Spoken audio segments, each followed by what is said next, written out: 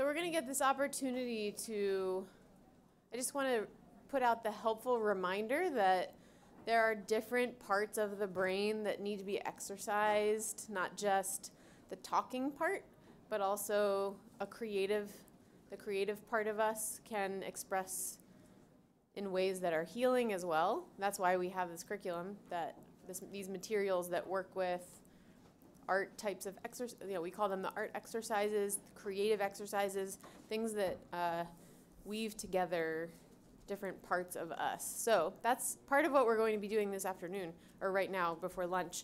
We're going to do this kind of different format for trauma healing. So I'm going to introduce Mary Beth Saurman, and she is, in her majority of her life, an art therapist, and she worked in a psychiatric hospital as an art therapist, and now lives in Thailand and is working at a Buddhist university and is teaching ethnomusicology, And she's very intuitive, very creative, and I've been sitting next to her the last couple days, so I've gotten to know her a little bit and see the way she works. She uses nice, pretty color pens, so it's always nicer to look at her notes than anyone else's. But very profound person, and she's going to lead us through the community lament together. So welcome, Mary Beth.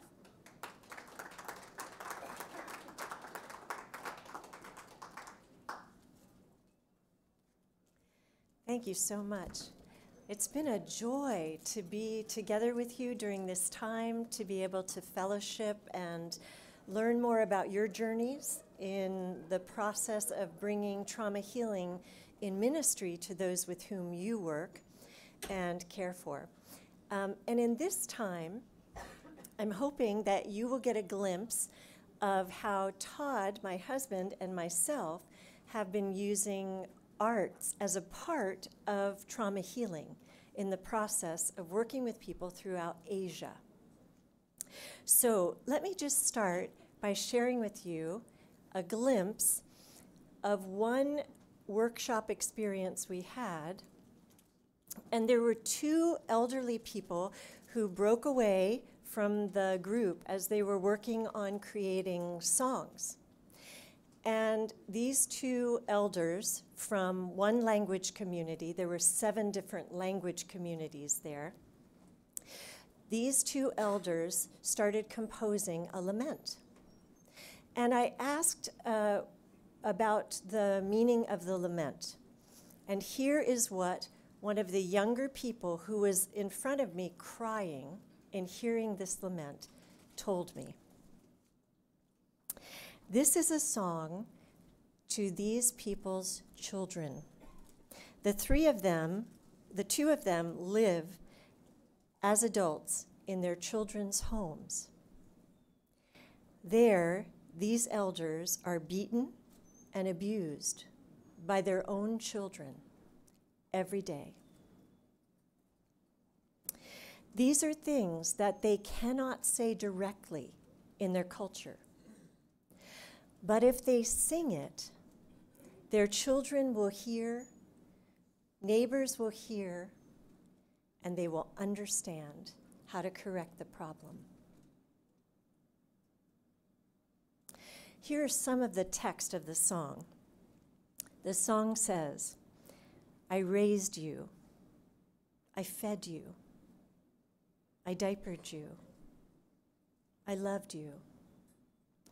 After all my care that I have poured out for you, how have you cared for me? My heart is aching at this place of pain in my experience and my relationship with you.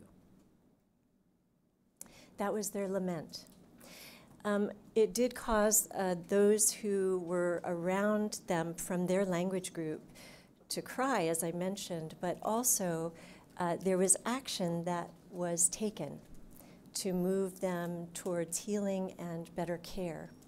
And that was a very exciting thing to see them as a community through this lament, this shared lament, to move together towards place of healing for these elders who are being abused.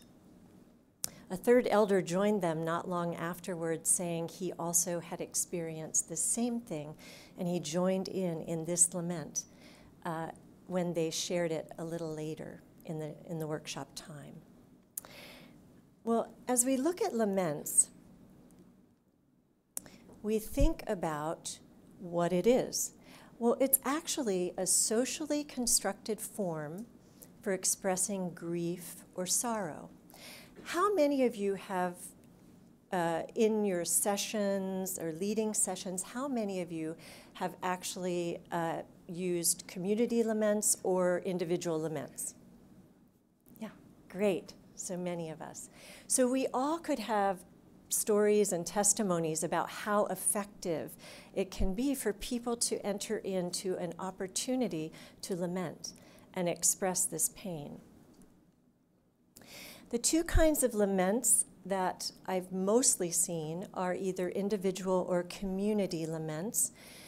And in different communities throughout Asia, there may be both of them, or there may be only one of them that is appropriate.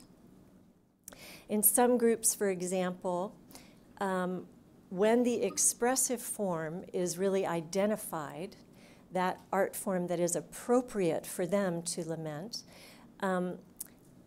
it's a communication pathway for that sorrow, and it communicates meaningfully to the community members around them. What can happen, though, is, for example, this is a community lament. If you notice, it has singing and dancing in it. And with the dancing, that's quite significant. The movement that is used is very important. It's an important part of the process of showing that the community is lamenting. But there are other language groups that we work with that actually it's not appropriate to dance. And you cannot dance for a year after someone dies. So each group has a different focus or acceptable expression of their lament styles. In the same way, some groups are quite concerned when there's individual grief.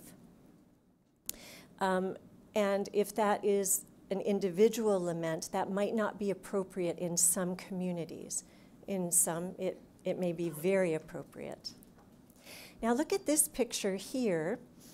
Those of you from America or from some Western cultures, you may see this communication mechanism, and you see this as a funeral. Now, what seems inappropriate to you about this funeral? Okay, there's a guy on a cell phone, right? Now, let me tell you, when I have shown this picture to folks in Asia, that is not what they say. It's perfectly fine to be on a cell phone and be connecting with other people. That's not a problem. The problem is these people don't look like they're really emotion-filled in their expression of the passing of this person. Really important. I had a Thai friend say to me at one point, you know, I see these funerals from on TV or in movies, and people are all standing around, you know, the dead body or around the casket, looking really like solid, Thai word, very solid and expressionless. But where are their tears? And where is their wailing? Where is the wailing, the songs of pain that should be poured out from their hearts?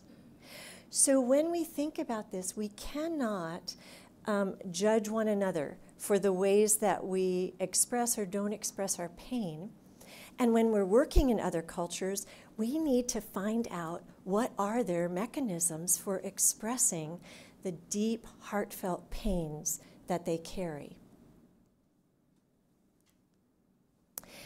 Now, all of that brings us to a point that laments vary from culture to culture.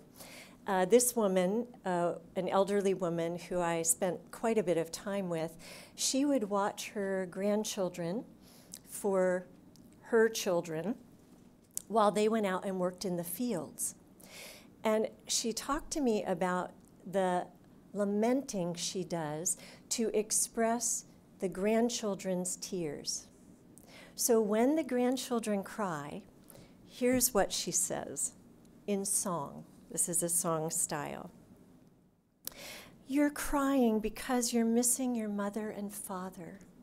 She's singing this over them, by the way. You're missing them so much while they're gone and they're working in the fields. You're hungry for your mother's milk. You're longing for her to hold you. You want to be in your father's arms again. It's a lament given to the children, the crying children. Such a sweet gift. And as you see, do you see that the child is sound asleep? The child is sound asleep. It wasn't when I snapped, she closed her eyes or something. She had been crying so much. And as soon as that lullaby, that lamenting lullaby was sung over her, she was sound asleep, at peace. So here, as we look at all of this, we begin to see that not only are there special forms inside a culture, but inside their forms, cultures have certain patterns. They have structure or patterns that are very important for helping them identify something as a lament. And you can go and discover those. The insiders themselves will know what those forms are. And they may not be able to tell you every detail because they're insiders, so they know it so well. But they'll be able to create a representation of how you express things from your heart when you have a painful experience or a sorrow. Some things that we can look for as outsiders and maybe help them with are areas of repetition, watching for repetition. Others are rhythm, like there's a pattern that we see. I'm calling it a rhythm, but it's a kind of pattern. There's rhyming that happens, and that's similar sounds or visual images, and then special words, ideas, or symbols. And those might be metaphors, they might be similes, they might be other word constructs that are used in the community to create beauty in their expression. So as we think about this, that woman that I just showed you a picture of, she actually, her lament style started with a rhyming in the consonant, the beginning sound of every line. It was the same consonant sound in every line. And then each line could be 7 to 13 syllables in length. And she would create new lines, which is common in their culture, based on what she saw the children expressing and just helping them put to words that pain that she felt like they should articulate. So each structure might be quite different. Often when we think about laments, we think about music and song. And I've given you some examples of music and song. Sometimes, as you see on the left side, it's more church context, and the church brings that. And then sometimes it's more traditional, and that can look different, what is actually within the cultural context. But there are so many other art forms outside of song and dance. I was working with a group in Southeast Asia, and someone said to me, "Oh, this group, they can't draw. It's just terrible." And actually, they couldn't read drawings either. Very remote village. So I walked around the village, and I started seeing all these bundles. If you look on the left side, this is an example of one. These bundles of twigs and things from nature. And they were placed all over the village. And as I walked around, I started asking people, what about these bundles? People could tell me the meaning of every one. Oh, this one, this expresses sadness because this woman, actually, she lost her child. And so this bundle was created by her and some neighbors and put on her door to be able to express that pain. Of course, there's expressions of joy as well in this culture. But for them, these bundles are the way that they articulate. And when they've created laments like this one on the door frame that I mentioned to you, it's with their own materials, their own forms of expression that are meaningful for them. And they communicate to the community as well. Another group we've worked with, they weave their stories into their fabric, quite beautiful stories, and very powerful to hear them just lay out a piece of cloth and tell a story to each other.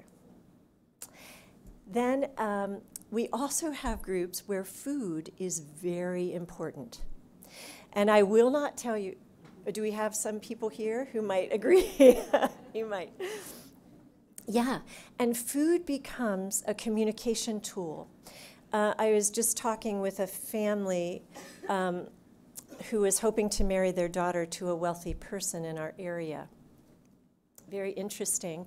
So they went over to the parents' the guy's home that they were hoping she would marry him. And they realized that all the food that was brought out was communicating a very sad story to them. It was the parents' lament, and it was a lament, the parents of the young man. They were quite wealthy, and they brought out food that would not match, would not connect together. You would never serve it together. And these parents said to me, we knew right away it's not acceptable for their son to marry our daughter. And this was their sad tale to us.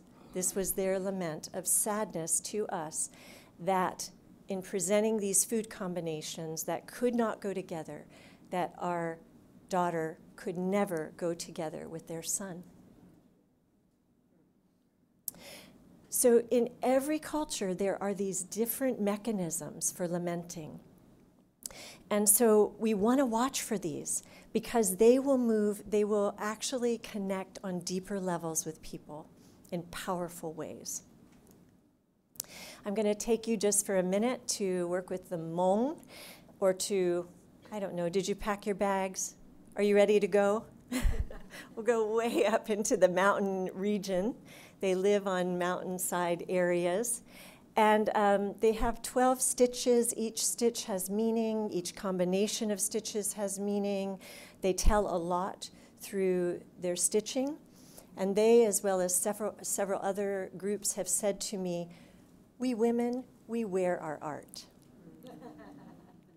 They create stories. They tell a lot about their own cultural experiences and their community and their family through what the women create.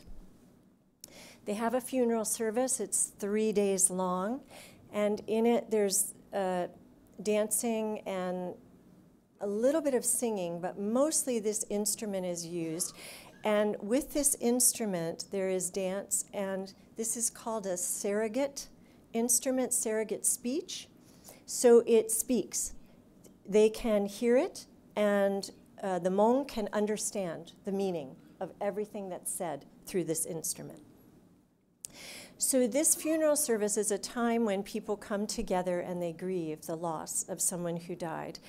And it's quite mournful in that way, too. In the 1960s, though, there were some serious traumas that happened for the Hmong. And in that time frame, they took a traditional artistic form and used it for their lament style. So this visual art form is a storytelling style, and they represent community issues, folk tales, things like that in this storytelling style. But when the Hmong were faced with war and terrible, terrible torment, to the point where even, we just hear stories about them being lined up and just shot by officials. And they needed to escape from this place of torment. And they did, with a lot of persecution as well. These story cloths that they make are so powerful. And I have watched in communities where they bring out these story cloths, and one person after another will get up and tell the generational tale. Not all of them have gone through it, but even the youth, even the children, I have seen them get up, walk in front of a story cloth like this, and tell the story of the pain of their history. Now you will see them escaping. I don't know if you can read all of this. We call it visual literacy, if you can actually read the pictures that are made. But here we see people escaping, and on the right side you see the military people telling the Hmong actually they were sending them to prison and possibly out to be killed. And the trauma that they dealt with, it's very interesting to me. They read from the bottom up in this reading. Very important. So again, we're thinking about the rhythm of this, right? The patterns that we see. So as they read from the bottom up, you'll see up in the corner, the right corner, you'll see an airplane. And that is because so many of them were taken out of country and brought to other nations as refugees. And that's part of their story that they tell with their lamenting. Now, if we look at therapeutic value for this, we see that there are therapists who have researched the importance of left and right side brain, which Heather mentioned. We call that horizontal integration, so people have an opportunity to tell their story. But as well as that, we're looking at vertical integration too, which Bruce Perry talks about, where we're looking at that traumatized center, which is in the limbic system, and all of that keeps us from thinking rationally or having good cognitive hold on what is going on in our experience. So this retelling of this story, the Hmong tell me, is so healing for them and has been a great gift for them, not only individually for those elders who are still alive, but for the children who actually generationally are affected by this. So we have in the book that we use, either the classic and some of the others, we see Hebrew lament forms. And those are in poetry style and songs most often. It's unfortunate we don't have CDs or some way that we could hear those laments. That would be so special, I think, to know how they sounded. And yet I wonder, is it protecting us from taking those as the way and inviting the nations into expressing laments from their own hearts in ways that are meaningful for them? As we look at any Hebrew lament, we see that these are some parts of a lament, and many of you know this already. There's an address of some kind, usually to God, a request, a review of God's faithfulness, a complaint, and a statement of trust in God. Now, in these areas, in Hebrew laments, unfortunately, unless we're like a Hebrew scholar, we don't know all the rhyming system or the repetition of patterns. We can't grab all of that.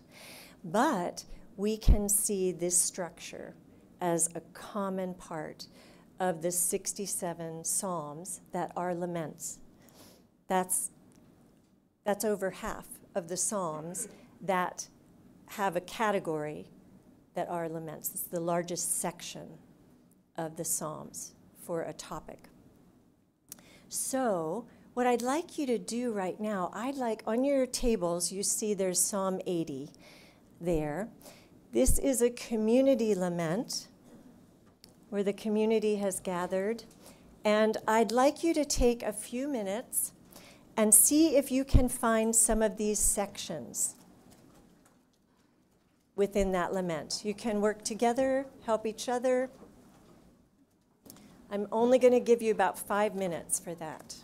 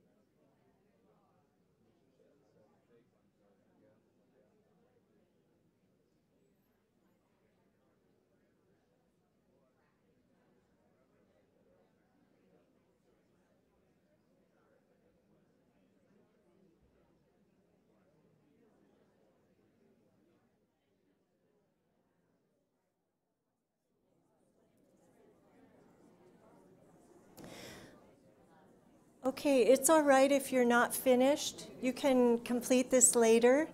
But I wonder, were you able to see some patterns there?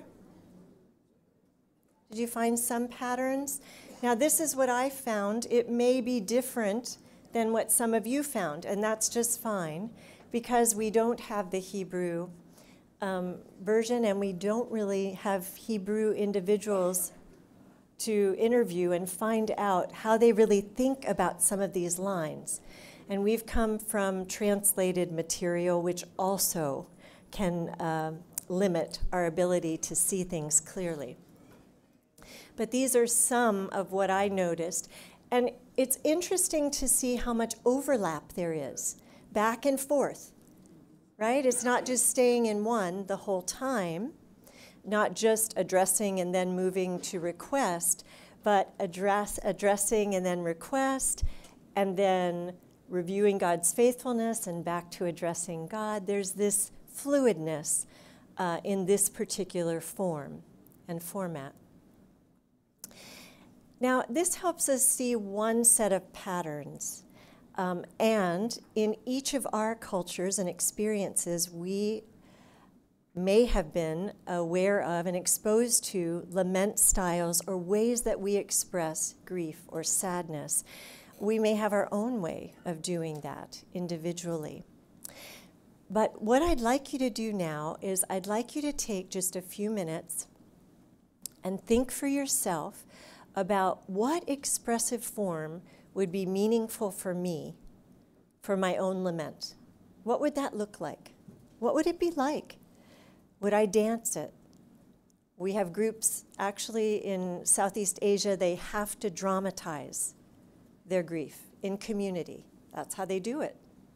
It's a part of the cultural framework. And they dramatize their rituals, but they also dramatize their grief and laments as well. So think for yourself. It could be a certain musical style. It could be rituals that you have been exposed to that really help you to be able to express your pain to God. But think about what form would be the most impacting for you personally for expressing a lament, and what are some of the structures or patterns you might know of in that form. So I'm just going to give you about 2 minutes just to think about that for yourself, and then we'll move on to another activity together.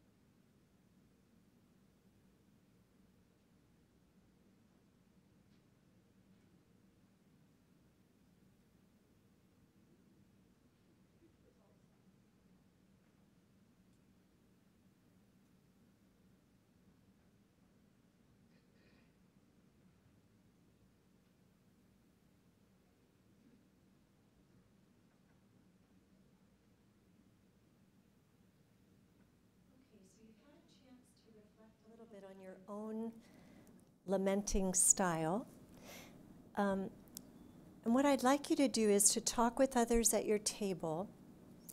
We've had some shared experiences this week in hearing about traumas and sharing in each other's traumas or challenges or griefs or losses. What I'd like you to do is together choose one expressive form that you would like to use together. It can be any form that you'd like.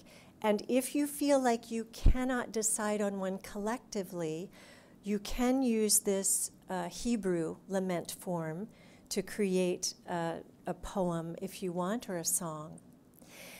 And then I'd like you to list together some of the wounded areas you would want to express in a lament, how you'd want to express that. And then, using the appropriate structure, for example, if you're going to do a drama, thinking about how you would dramatize that appropriately with that expressive form that you've chosen. So it doesn't have to be from all of your cultural experiences, but it should be at least from one person's at your table so that you can communicate that well together. All right? I'm going to give you about 25 minutes to do this, and I want to invite you to work together. Some of you may already know there are others in the room who have shared pain with you from your work experience or life experience.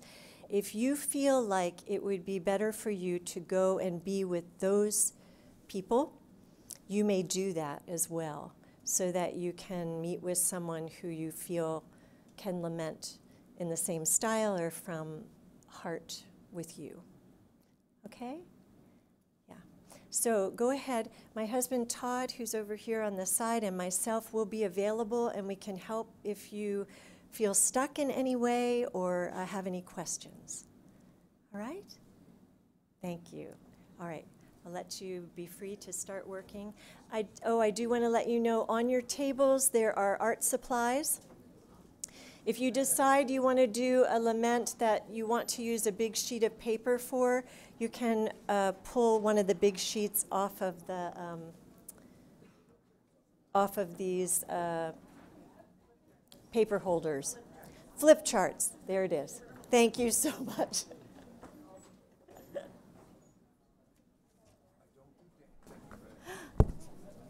Shoot.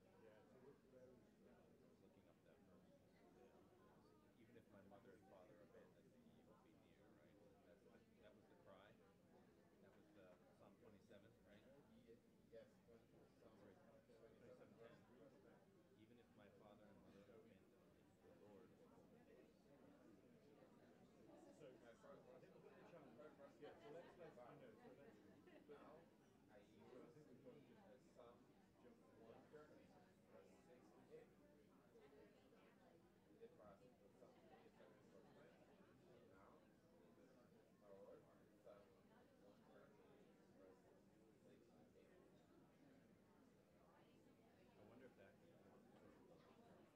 people talking about why does it take so long? It's easier when you've had the answer to be able to, okay, I understand.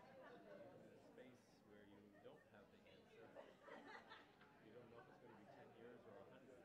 That was one of the things that Beth and I talked about. Right soon.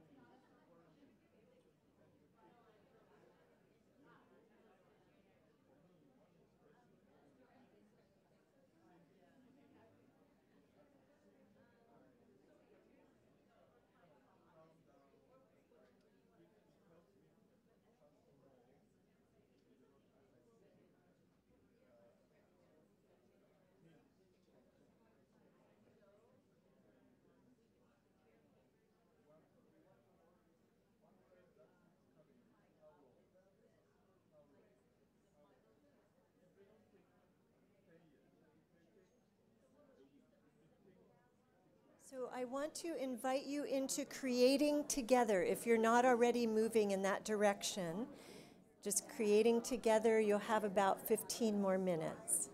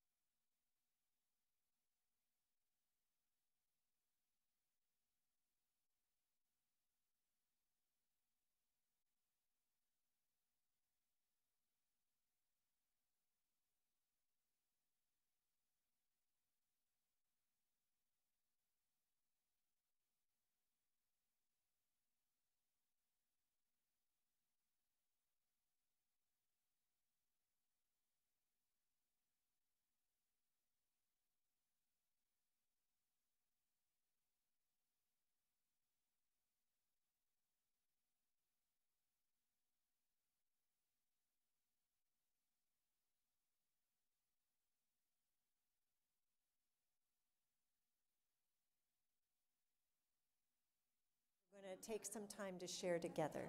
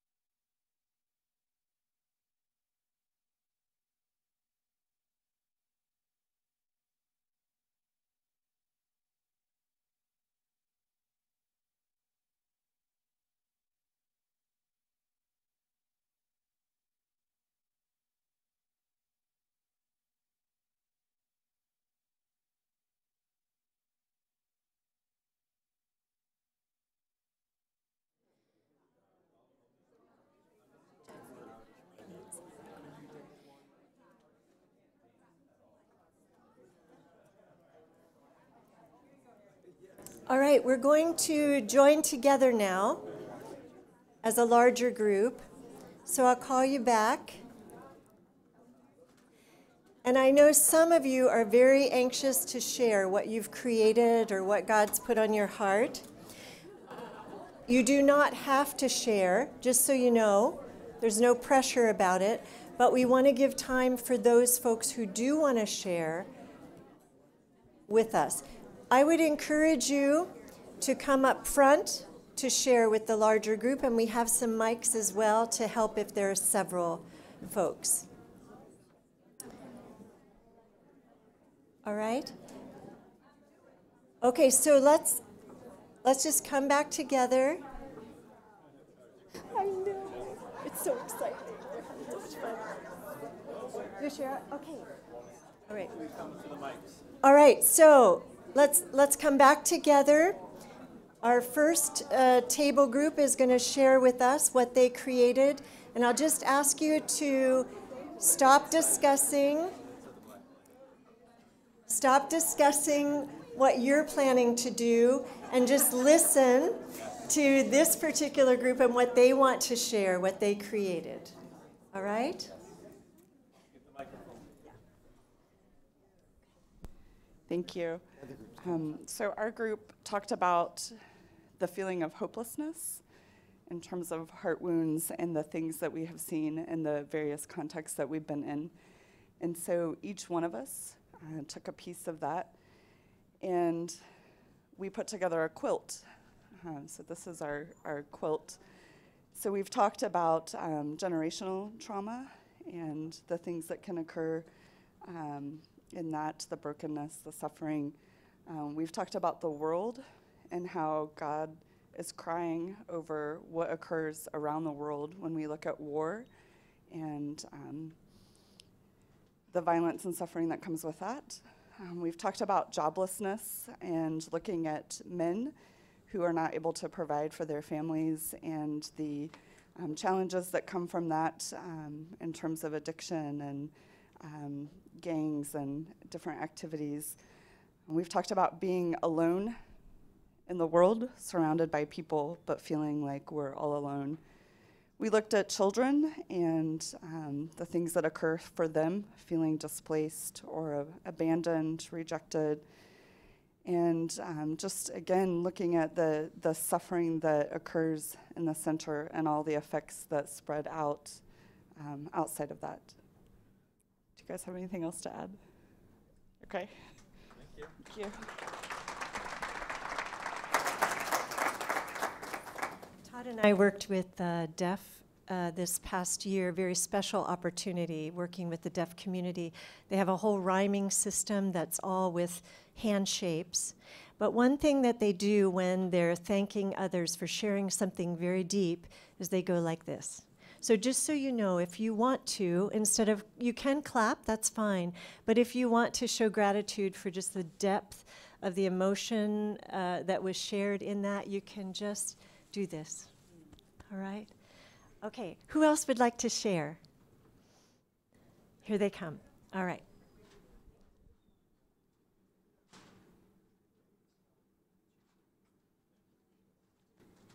I think you can stick it. I think you could stick it up here too if you want. Oh, hold it.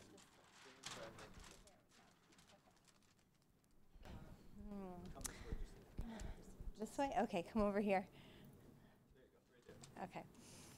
All right, so we were just talking about how in this world we feel like we have one foot in the light and we have one foot in the dark, and that we feel very pulled at times in both ways, and that sometimes we're pulled more to one direction than the other.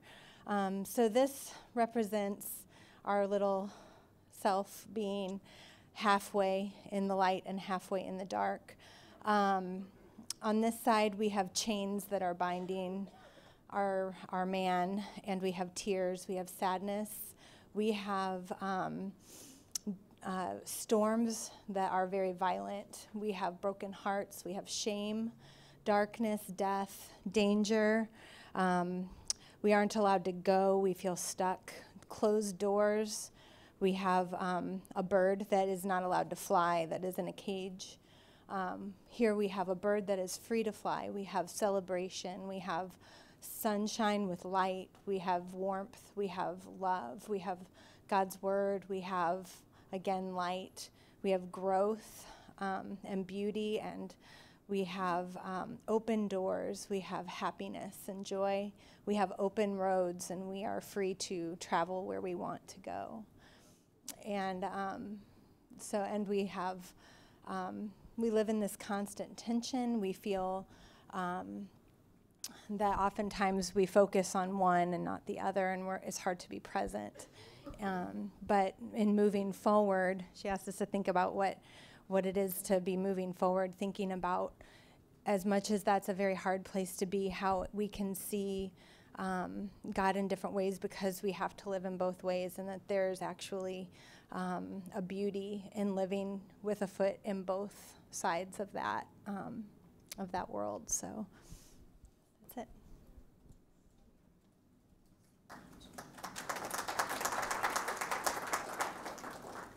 All right. Anyone else want to share? Yes. Oh, and Brian too. Okay. So this group first, then Brian's group. Is this microphone also on? It is on, yes. Okay. We've got, we wanted to do something that acknowledged how music also draws this out of us, but none of us are musicians, so we listen to other people's music. And then we decided, as we took a long time talking about music, we decided to write something as well, because we all write. And we each took a piece and wrote it and didn't know what the others were writing, although we had agreed on a common theme of feeling abandoned. And this is what came out. Praise God. Creator God, who brought me to life and nursed me from birth, you are my loving parent, my family. Emmanuel, God with us, stand up from your throne and come near. Come near to your solitary one, your child. You do not forget. Let me see your face and know your presence. Emmanuel, Emmanuel, God is with us. O Lord, where are you? Where did you go? I'm left here all alone. I cannot feel your presence. Why have you left me? Emmanuel, stand up from your throne and come near. Come near to me, the solitary one, your child. You do not forget. Let me see your face and know your presence. You knew me before I was born. You will never leave me or forsake me. You have kept me to this day. Even if all people leave me, you will never. Amen.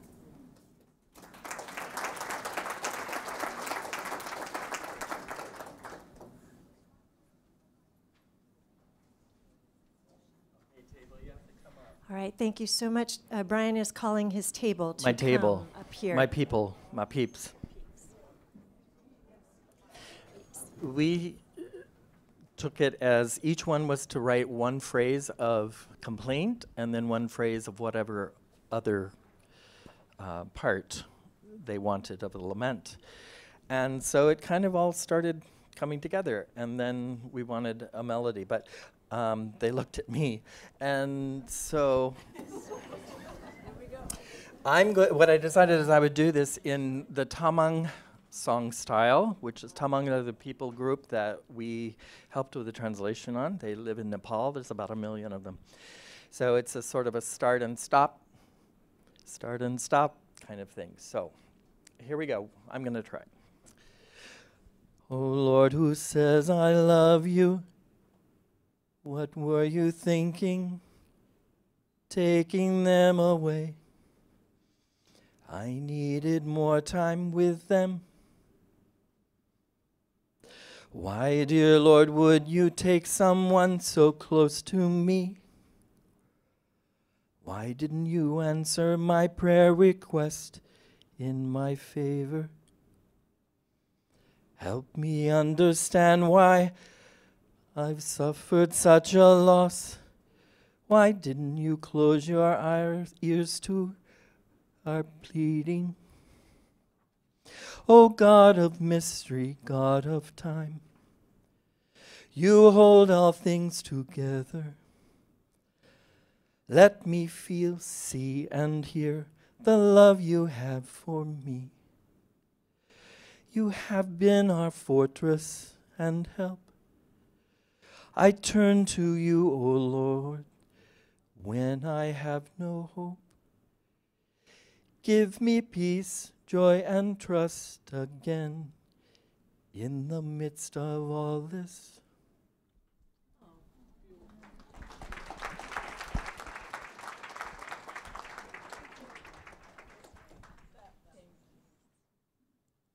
Wow, thank you so much. Who else would like to share?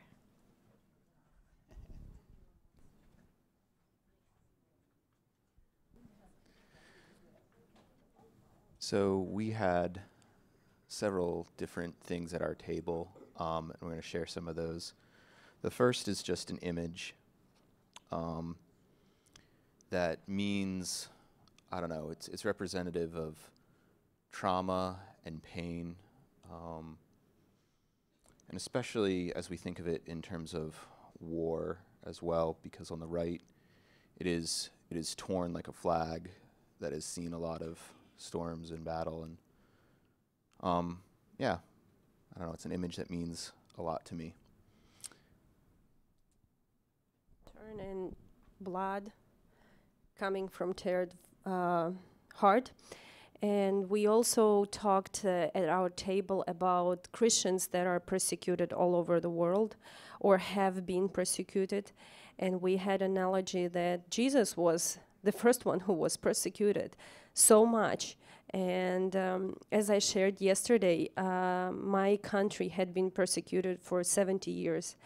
And God has blessed me with a great blessing to be a Christian in the 5th generation.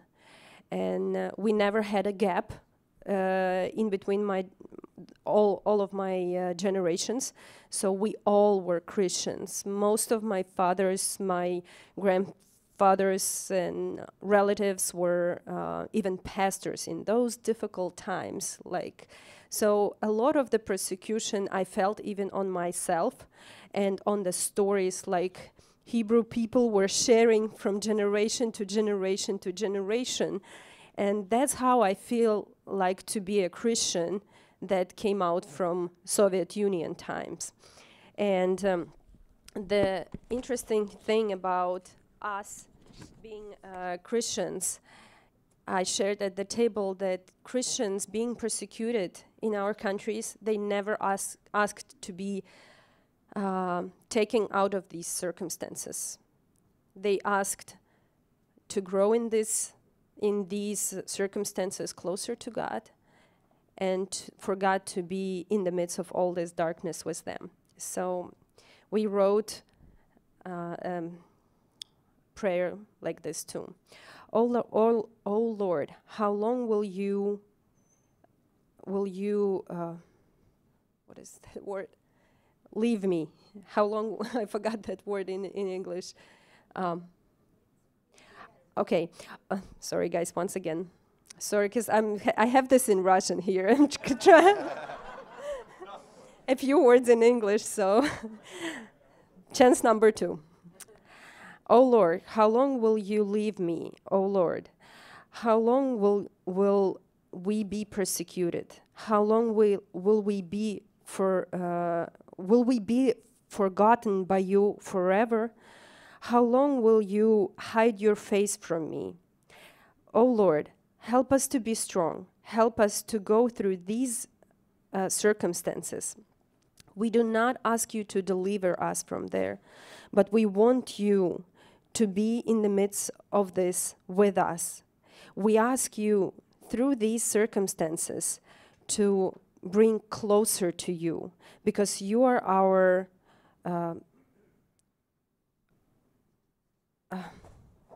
why did I write it in Russian? Say it in Russian. Skala.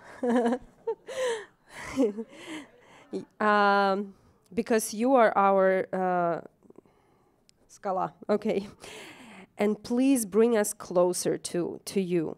Help us through these circumstances to know you closer and to be able to be a witness to others. Let you be glorified in our country, in the midst of these circumstances, because you are the only great God and you are the only hope that we have in the circumstances without hope. Thank you. Thank you. Who else would like to share? Yeah? Okay. Oops. We have more. Oh, we have so many coming. Okay, let's do this table first and then that table next. Do others want to share too? Oh, yeah, and you guys too. Okay, great. Do you want to hold this? We determined at our table that we were word people. In the center. We were not very artistic people, but we really loved words. Some of you guys are really good at coming up with really good words, sentence structure. But we decided as we went around the table, we represent Uganda, Guatemala, Philadelphia, Southern United States. So lots of varied backgrounds, but as we came up with words, there were similar words. And we decided, Lesbia decided, helped us decide, to incorporate colors with our words. So we addressed our God in purple for royalty, majesty. We addressed our complaints, the words that we came up with that were similar: hopelessness, brokenness, the vulnerability of children, the displacement of our families, poverty. And we brought our complaints to God through those words and through those colors. Then we decided to remember God's faithfulness in green, because it symbolized life and life-giving words. So we remembered the time that He has come through for us and for the Israelites. We listed some deliverance, sustenance, the Prince of Peace when we were facing war. We made our request in this blue color or teal color, and we wrote those around our complaints. Deliver us, save us, make your presence known. And then finally we put our trust in the Lord in yellow for hope. So that was our word art.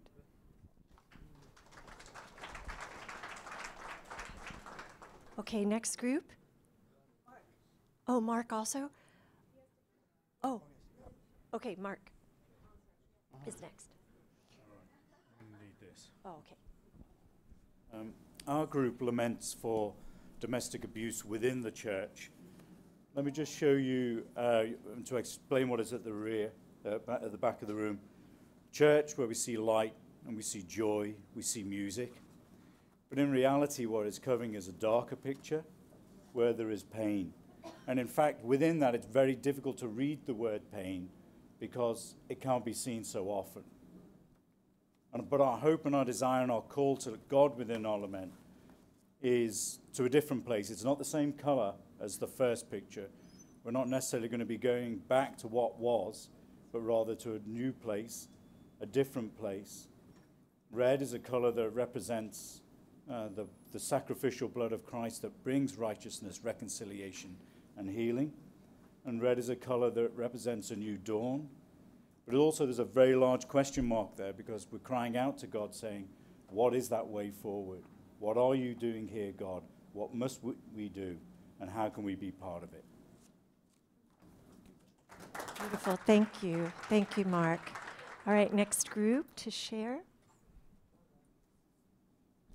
So our table represents USA, Nicaragua, and Nigeria. From our own countries, as well as what we're hearing, I would say the theme was abuse of power, corruption in government, and how that silences voice, and also the oppression of women and children, and complicity within the churches of abuse of women. And so we had a mastermind lyric writer, James, and we have a professional rapper. Well, I don't know if he's professional. I think he is. I think he is. So he's going to rap, but we need you to hold down the beat, please. Yes, and we are going to do it together, so I ask us to stand up. Okay? And we are going to do that. Give me a clap that way. One,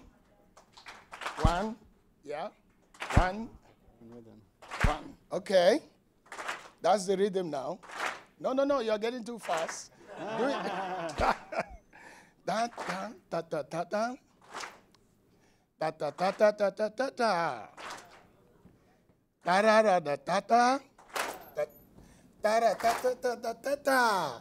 Now I go. Why God in our country does corruption overwhelm? Freedom is nowhere. There is only but lies. We suffer in silence. Our government is nowhere. Dun, da, da. Da, da, da, da, da, da, da, da. Para, pa, pa, pa, pa, pa, pa. Para, da, da, da, da, da, da. Now, two, courage is oppressed by one who know not. Women have suffered much. There is no compromise. Da, da, da, da, da. Da, da, da, da, da, da, da. Ba, ba, ba, ba, ba, ba. Da, da, da, da. Now, final now. Da, da, da. Unfair is the pain, producing our strength. In you, O God, is where we must go. In you, O God, is where we must go.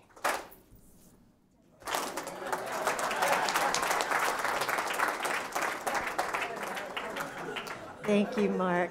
All right. We have two more who really want to share with us. Thank you so much, Mark. Oh.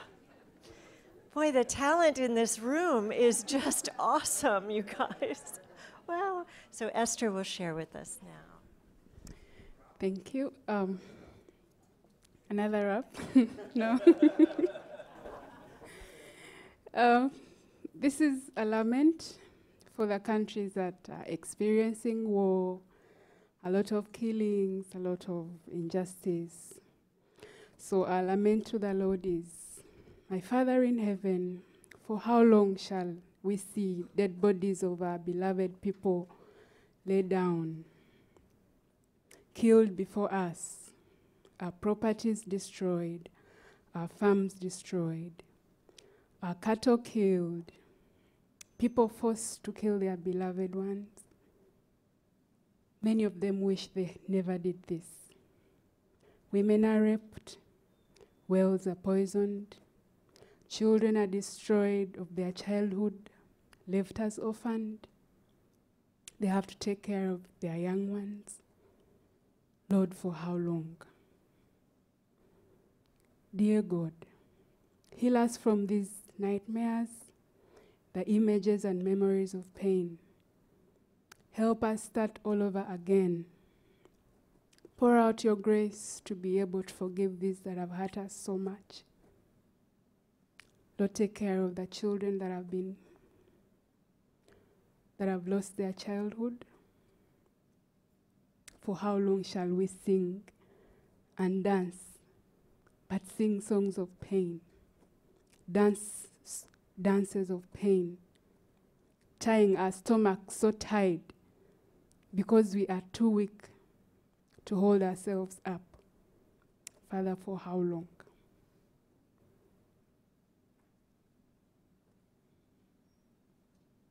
Lord, you have been with our forefathers. You've helped them build our land. Help us too be able to rebuild our lands, restore our land, renew our hearts.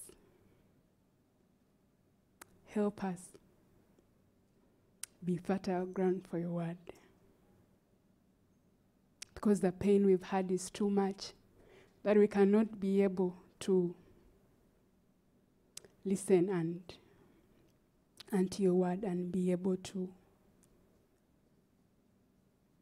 yield fruit without your strength. Help us, Lord. O Lord God, you ended the war. We know you are strong and close to those that mourn and bind up their wounded hearts. We surrender to you for your complete healing. Thank you.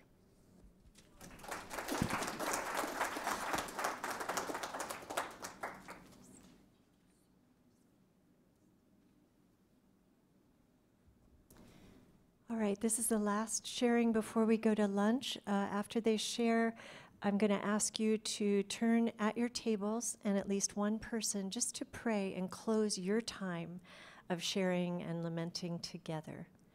All right? Thanks.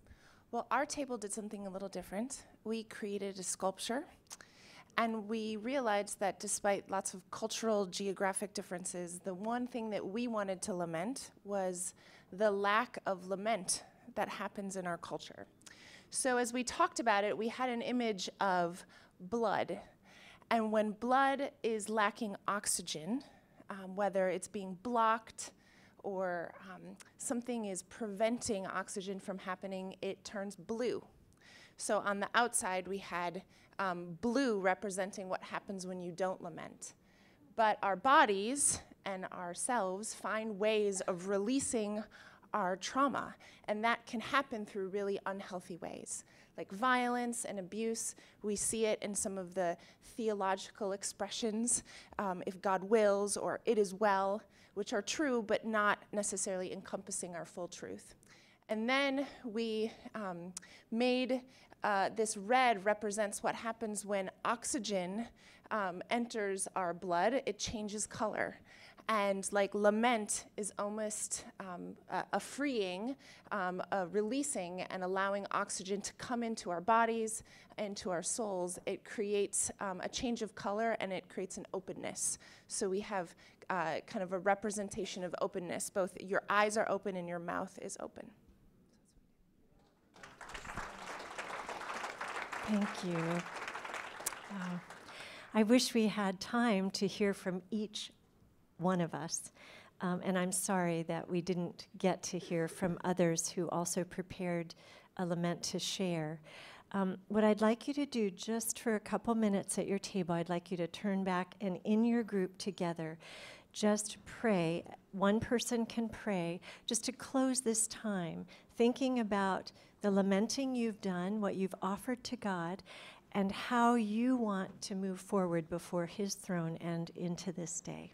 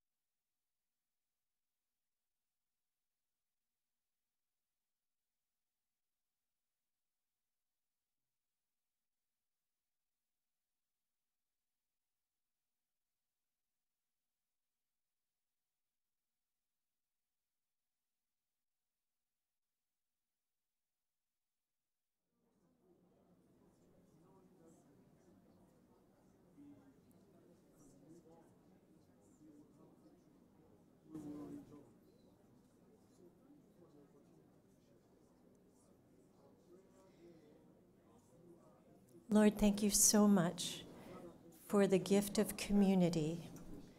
Thank you for the ways you have represented that to us so well through God the Father, God the Son, and God the Holy Spirit. Thank you for inviting us into your community of hope and healing.